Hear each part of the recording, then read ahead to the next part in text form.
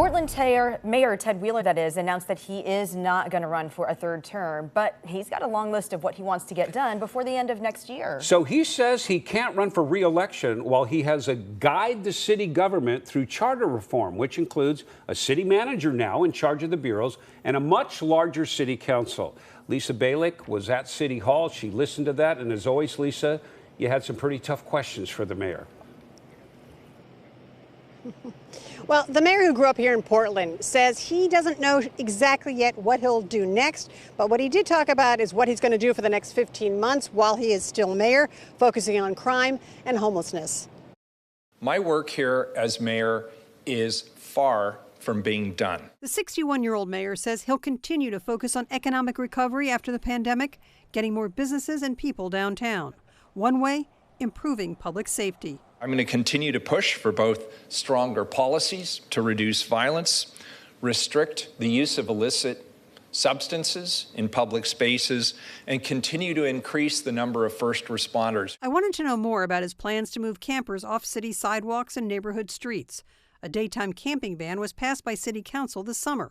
It was supposed to have been enforced this fall, but I was told today, no target date. Wheeler says about 500 new beds, though, are now available through the Safe Rest Villages and the Clinton Triangle Temporary Alternative Shelter Site. That's housing more than 130 people.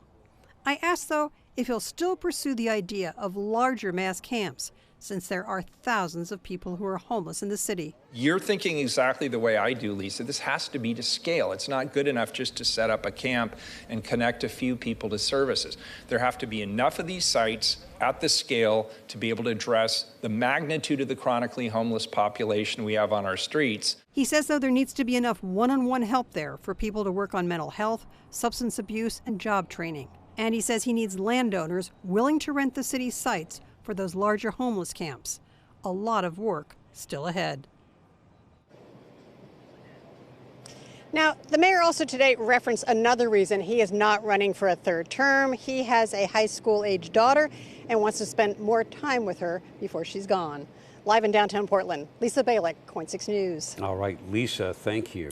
And we're digging deeper tonight into what Wheeler's decision means for the 2024 mayoral race. Yeah, Pacific University politics professor Jim Morse says the incumbent Wheeler would have likely held an advantage, of course, in terms of name recognition and fundraising. He says Wheeler's decision opens up the race now to a range of potential candidates, from city council members to neighborhood association leaders, business owners, and more.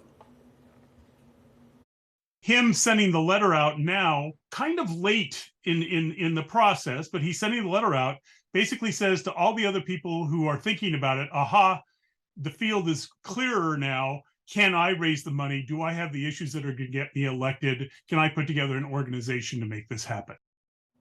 While Commissioner Mingus Mapps already has announced his plans to run for mayor, other commissioners tell us they're focused on the issues at hand, but Commissioner Carmen Rubio says she won't make a decision until later this year.